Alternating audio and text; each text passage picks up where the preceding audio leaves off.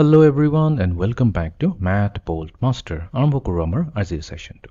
তো আজিৰ সেশনটো হ'ব ক্লাস 7 ৰ চ্যাপ্টাৰ নম্বৰ 3 ডেটা হ্যান্ডলিং ৰ ফাইনাল সেশন। তো ফাইনাল সেশন মানে আমি যি শিকিলো গুটেই ক্লাস 7 ৰ এই চ্যাপ্টাৰ নম্বৰ 3 মিন, মিডিয়ান, মোড, ৰেঞ্জ, বাৰ গ্ৰাফ। তো সেই সবৰে ওপৰতে আমি এটা ফাইনাল ইউনিট টেষ্ট কৰি পেলাই আমাৰ সেশনটো কমপ্লিট কৰিম। So let's begin. First question, what is the arithmetic mean of the following numbers? So yete ketaman numbers dise 1 2 4 6 and 4 ama gotise yar arithmetic mean to ki hobo. To arithmetic mean moi short form ot am boli likhisu. To am ulabole karone ami ki korim gotei kini number ok prothomote add kori dim. So 1 plus 2 plus 4 plus 6 plus 4 aru add কৰাৰ পিছত যোনটো সাম আহিব তাক আমি divide কৰিব লাগিব। কিহেৰে divide কৰিম? কেইটা নাম্বাৰছ আছে আমাৰ ইয়াতে 1 2 3 4 5 পাঁচটা নাম্বাৰ আছে। তো গোটেই ভ্যালুটোক আমি 5 ৰে ডিভাইড কৰি দিম। এতিয়া আমি এড কৰি লম। সো 1 + 2 হৈ গল 3, 3 + 4 হৈ গল আমাৰ 7, এফালে 6 + 4 হৈ গল 10। সো 7 আৰু 10 হৈ যাব আমাৰ 17। তো 17 ডিভাইডেড বাই 5। এতিয়া আমি লং ডিভিজন মেথডেৰে কৰি লম।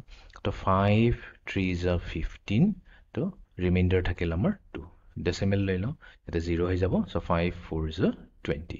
তো তাৰ মানে আমাৰ ভ্যালু আহিব 3.4 আৰু এইটোৱে হৈ যাব আমাৰ arithmetic mean যোনটোক আমি এভাৰেজ বুলি কওঁ। তো আমাৰ আনসাৰ আহিব 3.4। Next question. The marks of 4 students A, B, C, and D in term 1 and term 2 exams are shown in the double bar graph below. So term 1 আৰু term 2 ইয়াতে যোনটো marks পাইছিলে student A, B, C, D হিহঁতৰ দিয়া আছে। বাৰ গ্ৰাফেৰে দিয়া আছে। এই হাইটটোৱে ক'ব কিমান মাৰ্কছ, কিমান এক্সাক্ট ভ্যালুটো হেতু কোৱা নাই। এক্সাক্ট ভ্যালুটো দিবৰ কাৰণে আমি সদায় এই y এক্সিসটো চাওঁ, বাট যেহেতু একো ভ্যালু দিয়া নাই, জাস্ট আমি এটা আন্তাজতে ক'ব লাগিব কোনটোৰ ভ্যালু কি হয়। এতিয়া সুধিছে which student scored the lowest mark in term 2। এতিয়া term 2ত সবতকৈ lowest কোনে কৰিছিলে? তো lowestটো চাবৰ কাৰণে আমি কি কৰিব লাগিব? term 2 যেহেতু কৈছে আমি ব্লুটোৱে চাম। এই চাৰিটা ব্লুত আমি চাম যে সবতকৈ হাইট কাৰ কম হয়। তো দেখাই গৈছে D ৰ হাইট সবতকৈ কম হয়। যাৰ হাইটটো সবতকৈ কম হ'ব হেতু অবভিয়াস হেতুৱে হ'ব lowest mark। তো আমি ইয়াতে কি কৰিম? অপশন D টো সিলেক্ট কৰি লম। Okay, next question. ইয়াতে এটা বাৰ গ্ৰাফ দিছে। গ্ৰাফটো কিহৰ ওপৰত হয়? Classes taught by each math teacher in the math department। এটা mathematics ডিপাৰ্টমেণ্টৰ চাৰিজন টিচাৰ আছে। Mr Lin, Mrs Ross, Mr Kelly আৰু মিছ মছ। এই চাৰিজন টিচাৰে কেইটা ক্লাছ লয় এইটো বাৰ গ্ৰাফেৰে দেখুৱাই দিছে। তো এতিয়া মিষ্টাৰ লিন যদি চাওঁ, মিষ্টাৰ লিনে লয় 3টা ক্লাছ, মিছেছ ৰছে লয় 7টা ক্লাছ, মিষ্টাৰ কেলিয়ে লয় 5। এই লাইনটো মেচ কৰিলে হ'ল। ইয়াৰ হাইটটো য'ত মেচ হৈ আছে সেইটো হৈ যাব ইয়াৰ নাম্বাৰ, কেইটা ক্লাছ লৈছে। আৰু মিছ মছৰ হাইটটো কি হ'ব? মিছ মছৰ হাইটটো 2 লগত মেচ হৈছে, তো আমি ক'ম 2টা ক্লাছ লয়। এতিয়া আমি আহি যাওঁ কুৱেশ্যনটোলৈ। তো what is the range of classes taught by this teachers? এতিয়া ৰেঞ্জ কৈছে। ৰেঞ্জৰ কাৰণেতো আমি জানো হায়েষ্ট মাইনাছ লোৱেষ্ট হয়। তো হায়েষ্ট হৈছে 7 আৰু লোৱেষ্ট হৈছে 2। তো 7 - 2 কৰিলে আমি পাই যাম 5 আৰু এইটোৱে হৈ যাব আমাৰ ৰেঞ্জ। তো আমি ইয়াত ক'ম 5 classes. Next question. What is the mode of the following numbers? তো ইয়াতে আমাক সুধিছে এই কিটা নাম্বাৰৰ মোড কি হয়। মোড উলিয়াবৰ কাৰণে আমি এইটোৱে চাব লাগিব যে এই আনঅৰ্গেনাইজ ডেটা সেটত কোনটো নাম্বাৰ সবতকৈ বেছি ৰিপিট হৈ আছে। এতিয়া 8 যদি চাওঁ 1 2 3 তিনিবাৰ ৰিপিট হৈছে। 8 আমাৰ তিনিবাৰ ৰিপিট হৈছে, ঠিক আছে। তাৰপিছত 10 যদি চাওঁ 10 আমাৰ দুবাৰ ৰিপিট হৈছে। 10টো আমাৰ দুবাৰ ৰিপিট হৈছে। নেক্সট 5 আছে। 5 আমাৰ দুবাৰ ৰিপিট হৈছে। 5 আমাৰ দুবাৰ ৰিপিট হৈছে। তাৰপিছত 7 4 আৰু 7 4 আৰু 7 এই দুটা এবাৰে ৰিপিট হৈছে। আমি এবাৰ কাউণ্ট কৰিলো 3 4 5 6 7 8 9 নটা ডেটা হ'ব লাগে। 1 2 3 4 5 6 7 8 9 ইয়েছ। তো এতিয়া মই কি কৈছিলোঁ, মোড বিচাৰিবৰ কাৰণে আমি চাব লাগিব যোনটো সবতকৈ বেছি এপিয়াৰ হৈ আছে। এইটো ৰিপিটেশ্যনৰ কথা হয়। এইটো দুটা ৰিপিটেশ্যন, দুটা ইয়াতে এটা ছিংগল। তো সবতকৈ মেক্সিমাম কাৰ হৈ আছে? 8ৰ হৈ আছে। তো আমাৰ মোড হৈ যাব equals to 8। Next question. What is the median of the following numbers? তো ইয়াতে কেইটামান ডেটা দিছে 8 1 2 6 1 4 আৰু আমাক এই ডেটাটোৰ মিডিয়ানটো সুধিছে। তো মিডিয়ানৰ কাৰণে প্ৰথমতেতো আমি কি কৰিব লাগিব? এসেন্ডিং অৰ্ডাৰত এৰেঞ্জ কৰিব লাগিব। তো 1 ইয়াতে কেইবাৰ আছে? দুবাৰ আছে। তো আমি দুটা 1 লিখিলো 1, 1। নেক্সট নাম্বাৰটো হৈছে 2। তাৰপিছত আহিব 4, তাৰপিছত আহিব 6 এণ্ড দেন ফাইনেলি আহিব আমাৰ 8। এতিয়া আমি কি কৰিম? ফাৰ্ষ্ট এণ্ড লাষ্ট কেনচেল কৰি দিলোঁ।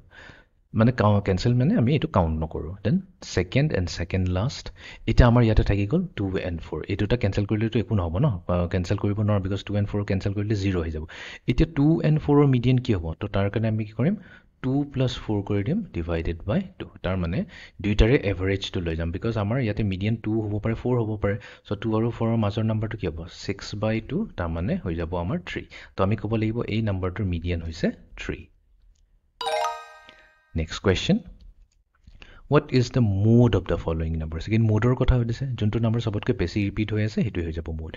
Eta ami jodi saw 1 e eneko number hoise jonto ei guti data set to sabotke besi repeat hoise dui bar repeat hoise. To tar mane amar answer hoye jabo 1. Next question. Median. Ebar amak median ulabo dise. To ami prothomote arrange korilom in ascending order 5 6 6 10 9 ahibo 9, 10. The first and last, second and second last, to thaki gol ki 6, to tamane amar mode hoi jabo 6. Median hoi jabo 6.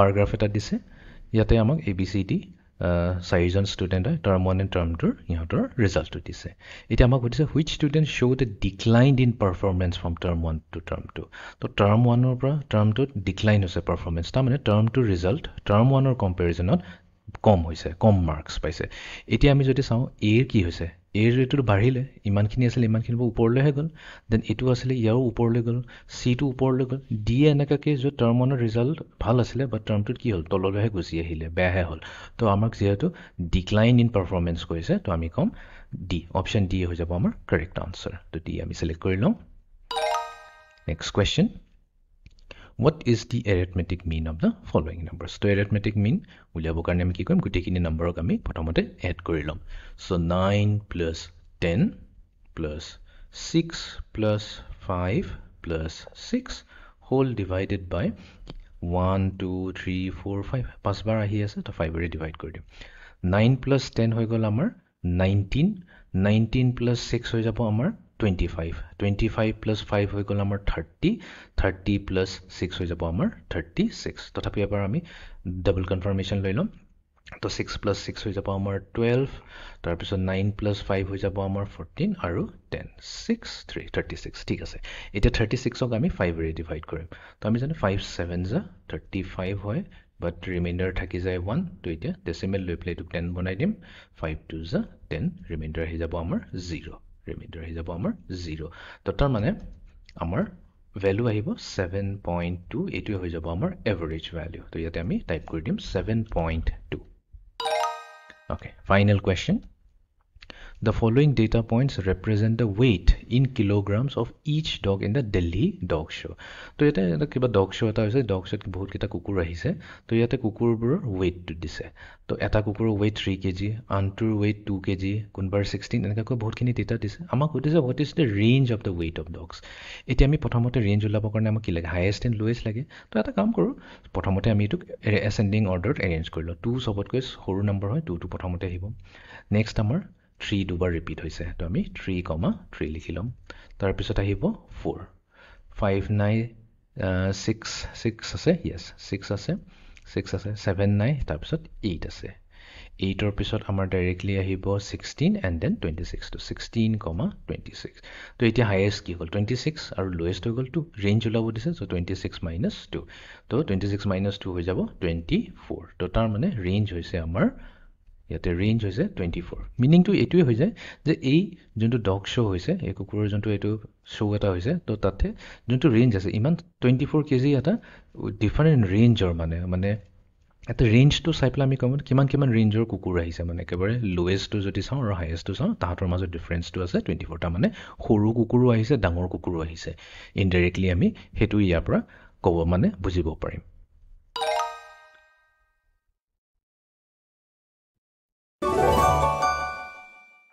তো এইটোৱে আছিল আমাৰ final unit test on data handling যোনটো হৈছে class 7 ৰ chapter number 3 তো ইয়াতে আমি এই ফাইনেল ইউনিট টেষ্টত আমি মোড কেলকুলেশ্যন কৰিলোঁ যোনটো চবতকৈ বেছি ৰিপিট হয় সেইটোকে মোড বুলি কোৱা হয় ৰেঞ্জ ওলাবলৈ শিকিলোঁ ৰেঞ্জ কেনেকৈ ওলায় আমি হায়েষ্টৰ পৰা লৱেষ্টক মাইনাছ কৰি দিম দেন আমি মিডিয়ান ওলাবলৈ শিকিলোঁ মিডিয়ামৰ কাৰণে আমাৰ যোনটো ডেটা দিয়া থাকিব সেইটোক আমি এচেণ্ডিং অৰ্ডাৰত এৰেঞ্জ কৰি ল'ম আৰু যোনটো মিডল নম্বৰটো হ'ব সেইটো হৈ যাব মিডিয়াম কেতিয়াবা মিডিয়ানত উলিওৱা সময়ত কি হয় চেণ্টাৰ নম্বৰটোত দুটা নম্বৰ থাকিব পাৰে তো আমি যদি দুটা নম্বৰ পাই যাওঁ তো মিডিয়ান ওলাবৰ কাৰণে কি ক'ম সেই দুটা নম্বৰৰ এভাৰেজটো ওলাই ল'ম মানে এৰিথমেটিক মিনটো ওলাই ল'ম তেতিয়া সেইটোৱে হৈ যাব মিডিয়ান দেন আমি এৰিথমেটিক মিন কেনেকৈ ওলাই সেইটোৰ ওপৰতো এটামান প্ৰব্লেম কৰিলোঁ এণ্ড ফাইনেলি আমি single and double bar graph কেনেকৈ পঢ়ে আৰু সেই বাৰ গ্ৰাফ পঢ়ি পেলাই যিটো ইনফৰমেশ্যন আমাক উলিয়াব দিছে ইণ্টাৰপ্ৰেটেড কৰিব দিছে সেইটো আমি কৰিলোঁ তো এইটোৱে আছিলে আমাৰ ক্লাছ 7ৰ চেপ্টাৰ নম্বৰ 3 ডেটা হেণ্ডলিং